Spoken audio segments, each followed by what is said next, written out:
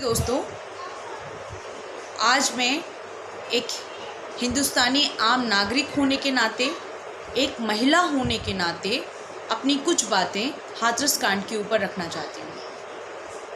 सबसे पहले तो मैं ये कहना चाहती हूँ कि बलात्कार जैसा जघन्य अपराध, इससे बड़ा कोई अपराध एक महिला के लिए नहीं हो सकता। मैं घोर निंदा करती हूँ हाथरस में हुए कांड। जिन लोगों ने किया उनको बड़ी से बड़ी सज़ा दी जाए। बलात्कार का कांड जहाँ भी, जिस भी जगह जो भी लोग कर रहे हैं, उनको बड़ी से बड़ी कड़ी सज़ा देनी चाहिए। जिस तरह से निर्भया कांड में फांसी दी गई, ऐसे ही हर बलात्कारी को फांसी दे देनी चाहिए। इससे बड़ा जघन्य अपराध एक महिला के लिए कुछ और नहीं हो सकता। इससे बड़ा दर्दनाक अपराध एक महिला के लिए कुछ नहीं हो सकता, जिसमें कि उसके शरीर और आत्मा पर जबरदस्त आघात किया जाता है। बहुत दुख की बात है, बहुत ज़्यादा दुख की बात है। लेकिन इसमें जिस तरह से वारदात को अंजाम देने वाले दुर्दांत राक्षस जिम्मेदार हैं, उसी के साथ साथ वो प्रशासन भी जिम्मेदार है, जिनके नाक के नीचे ऐसे कांड हो जाते हैं और वो इन कांडों को कंट्रोल नहीं कर पाते हैं। कहीं ना कहीं उनके लॉ एंड ऑर्डर संभालने में सशक्त नहीं है। इसका सीधा सीधा मतलब यही है। बड़े बड़े अधिकारी बैठे रहते हैं, उनकी नाक के नीचे बलात्कार जैसी घटनाएं, या बलात्कार तो ज़बरदस्त बढ़ रहे हैं, ऐसी घटनाएं हो जाती हैं, तो कहीं ना कहीं वो प्रशासन और वो प्रशासनिक अधिकारी भी जिम्मेदार हैं, जो इन चीज़ों को कंट्रोल नहीं कर पा रहे हैं। तो सज़ा के अधिकारी वे भी हैं, उनके ऊपर भी एक्शन लेना चाहिए, उनके बारे में भी सोचना चाहिए। हाथरस में हुए कांड पर सरकार ने जो मुआवजा दिया, पहले तो मैं ये बोलूँगी कि जिस इंसान को जो पीड़ा मिलती है, जिस पेन से वो बेटी महिला गुज़रती है, उसको कोई कम नहीं कर सकता। और वो इंसान अगर इस दुनिया में ही नहीं रहे तो आप सोच लीजिए कि फिर तो आप कुछ भी देते रहिए उस परिवार को या उस बेटी के नाम पे, उन चीज़ों की कोई वैल्यू ही नहीं है। जब वो बेटी बची ना पाए तो फिर तो कुछ है ही नहीं है।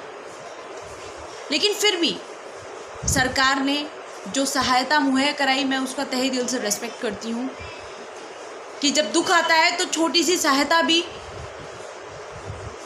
बहुत किनारे का काम करती है, दुख को हल्का सा मरहम पहुँचाती है। इस चीज़ का मैं रिस्पेक्ट करती हूँ। लेकिन एक चीज़ और कहना चाहती हूँ, सरकार से अनुरोध करती हूँ कि जिस तर्ज पे आपने हाथरस कांड पर मुआवजा दिया, नौकरी दी, घर दिया, जो कुछ भी आपने दिया, उनको बहुत अच्छा काम किया आपने। ये इसी तर्ज पर अन्य जगहों पर हो रहे, रोज़ ही कांड हो रहे हैं, रोज़ ही 10 अखबार में कांड निकले रहते हैं बलात्कार के। हर जगह पे जो भी लड़की इस घटना से गुजरी हो, उसको उसके सशक्तिकरण के लिए, उसके आगे के जीवन को जीने के लिए इसी तरह से उसको मदद मुहैया कराई जाए। मेरे कहने का मतलब ये है कि ऐसा नहीं होना चाहिए कि सरकार भी जिस जगह पे मामला हाईलाइटेड हो जाता है या सुर्खियां बटोर लेता है, वो मामले में आगे आगे आप काम करें, और जो मामले अखबार में आ भी नहीं पाते या किसी कोने में पड़े रहते हैं, जो हाईलाइटेड नहीं होते हैं, उनके लिए किसी और तरीके का काम हो, उनके ऊपर आपकी नज़र जाती ही नहीं। ऐसा नहीं होना चाहिए। इक्वलिटी बहुत इम्पॉर्टेंट है। चाहे मामला सुर्खियां बटोर पाए या ना बटोर पाए, अगर कोई भी महिला, कोई भी बेटी इस देश की किसी दर्द से गुजरी है, तो उसकी सहायता बराबर रूप में प्रत्येक लड़की को मिलनी चाहिए। मेरी ये गुजारिश है सरकार से कि इस मैटर में ज़रूर गौर करें और प्रत्येक लड़की को जो इस दर्द से गुजरी है उसके ऊपर ध्यान दें और उसको सशक्त करें, उसको सहायता प्रदान करें। अपने जर्नलिस्ट भाई बहनों से बोलना चाहूँगी, आपने बहुत अच्छा काम किया। आपने निर्भया कांड को इतना आगे बढ़ाया, उनको लास्ट तक आपने न्याय दिलवा कर रहा, और हाथरस कांड में भी आपने बहुत अच्छा काम किया। प्रत्येक खबर को, एक एक खबर को आप निकाल रहे हैं, बहुत अच्छा काम कर रहे हैं, और इसी तरह से करते रहेंगे तो काफ़ी कमी आ सकती है। लेकिन इसके साथ साथ ये भी बोलूँगी कि बलात्कार तो बहुत हो रहे हैं। आपने जिस तरह से किसी एक या दो कांड को कवरेज लेते हैं, बहुत अच्छी बात है, लेकिन इसी तरह से बाकी कांडों पे भी जाइए। जहाँ पर भी कांड घटता है वहाँ पहुँच जाइए और इसी तरह से पूरी की पूरी कवरेज निकालिए। अगर आप हर एक कांड को इतनी ही गंभीरता से लेंगे, हर एक कांड के लिए उतना ही सेंसिटिव होकर रहेंगे, उतना ही उसको हाईलाइट करेंगे, तो मीडिया के सहायता से ज़रूर लड़कियों को इंसाफ मिलेगा। लेकिन मेरी ये गुजारिश ज़रूर है कि आपकी तरफ से भी कि ऐसा नहीं होना चाहिए कि कोई कांड मीडिया में छाया हुआ है, सप्ताहों से छाया हुआ है, और कोई कांड किसी कोने में दब के मर गया, उसके बारे में किसी की कोई नज़र नहीं है।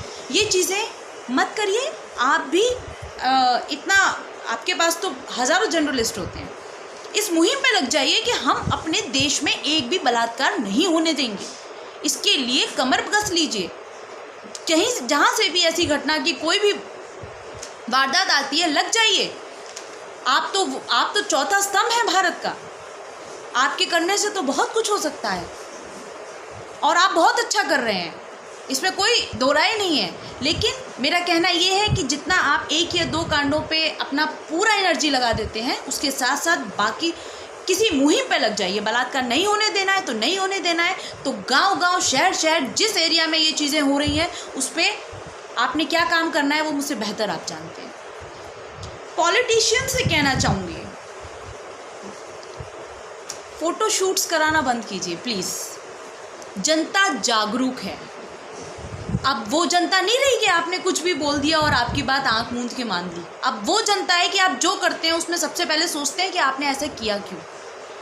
तो आप जो सुर्खियां बटोरते हैं, सुर्खियों में कोई मामला चल रहा हो, वहाँ जाके फ़ोटो शूट कराते हैं, तो जनता को सब दिखता है। इससे कोई फ़ायदा नहीं है, आप शेख चिल्ली बन के रह जाएंगे उल्टा। और अगर अपने दिल से पूछिए ना, आप अपने गिरेबान में जाके पूछिए, क्या सच में हमें बलात्कार के लिए जहाँ आप फ़ोटो शूट कराने गए, उनको सच में आपको उस महिला के दर्द से उसको न्याय मिले ना मिले, इस बात से सच में कोई सरोकार है? यदि सरोकार होता तो आप सिर्फ उन्हीं कांडों में इंटरेस्ट नहीं लेते जो मीडिया की कवरेज हो जाते। रोज़ इतने कांड घट रहे हैं बलात्कार के, वहाँ आपकी कोई नज़र नहीं है। आप सिर्फ उन कांडों में जाके अपने से गले लगाने के लिए जाते हैं जहां आपको भी मीडिया कवरेज मिल जाए। लेकिन ये बात अब जनता जानती है जी। आपके इस ढोंग से कोई फ़र्क नहीं पड़ेगा अब जनता के ऊपर। उल्टा आपकी इमेज और नेगेटिव होगी कि आप वहाँ तो पहुँच गए, वहाँ क्यों नहीं पहुँचे? न्यूज़पेपर पढ़िए ना, उसमें देखिए आज ही कितने कांड निकले हुए हैं। वहाँ आपका कुछ आदान प्रदान नहीं, वहाँ आपका कुछ मतलब नहीं है। इसका मतलब आपको हाथरस कांड से भी नहीं है, आपको मतलब उस लड़की से भी नहीं है, आपको बाकी किसी लड़की वड़की से मतलब नहीं है। आपको सिर्फ मतलब है अपने आप से। आप स्वार्थी हैं। तो पॉलिटिशियन से कहना चाहूँगी कि जो लोग वहाँ सिर्फ फ़ोटो शूट के लिए ऐसी जगहों पे चले जाते हैं, प्लीज़ कुछ अच्छा काम कर लीजिए। जनता ने आपको इस पद तक पहुँचाया है कि आप इतने पॉलिटिशियन हो पाए हैं, आपको दुनिया जानती है, तो उन चीज़ों का अच्छे कर्म थोड़ा कीजिए, अच्छी चीज़ें कीजिए, सच में लोगों की सहायता कीजिए, आगे बढ़ के सहायता कीजिए। तो सच में दिल से आपको पूरा भारत नमन करेगा। एक और चीज़ मैं कहना चाहूँगी, ये मैं मीडिया से कहना चाहती हूँ और अपनी बात रखना चाहती हूँ।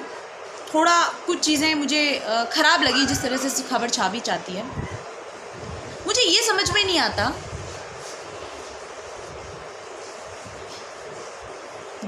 जो महिला रेप की पीड़ा को झेल के निकली होती है, उसका धर्म और जाति वर्ग इस सब से क्या मतलब होता है, ये बात मुझे समझ में नहीं आई। और जिसने ये जघन्य अपराध किया होता है वो बलात्कारी लोग, उनका जाति वर्ग रिलीजन इस बात से क्या तात्पर्य होता है ये भी मुझे समझ में नहीं आया। अरे कोई भी लड़की इस तकलीफ को झेली हो, वो बलात्कार सिर्फ बलात्कार है, उसका जाति से वर्ग से धर्म से क्या मतलब है भाई। और जिसने किया वो अपराधी है, वो राक्षस है, वो दुर्दांत है, उसका किसी जाति वर्ग रिलीजन से क्या मतलब है भाई, ये बात मुझे समझ में नहीं आती। और आप न्यूज़पेपर्स में कुछ पर्टिकुलर न्यूज़पेपर्स जर्नलिस्ट इस चीज़ को हाईलाइट करके दिखाते हैं, फला जाति की बच्ची, फला जाति के लोग, फला जाति के लोगों ने ये किया, ऐसे हुआ। आप जाति शब्द का यूज़ क्यों करते हैं? क्या किसी पर्टिकुलर जाति की लड़की होगी तो अपराध पेन थोड़ा कम होगा क्या? क्या किसी प्रत्येक जाति का लड़का होगा तो बात कुछ और होगी क्या? सजाओं में डिफरेंस होगा क्या? अपराधों में डिफरेंस होगा क्या? तकलीफ में डिफरेंस होगा क्या? तो देखिए, चाहे पॉलिटिशियंस हो, चाहे मीडिया कर्मी हो, चाहे जो भी हो, ये जाति कार्ड खेलना बंद कर दीजिए। इससे क्या होता है कि आप बेबनस्ता क्रिएट करते हैं। आप पूरी तरह से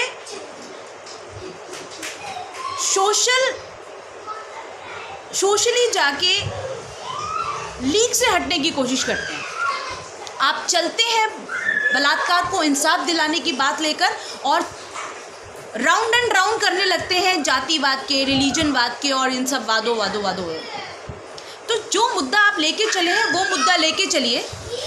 मेरी आपसे ये रिक्वेस्ट है, जो मुद्दा है, रेप किसी भी लड़की का हो वो दर्दनाक है, जिसने भी किया हो वो राक्षस है, बात खत्म होती है।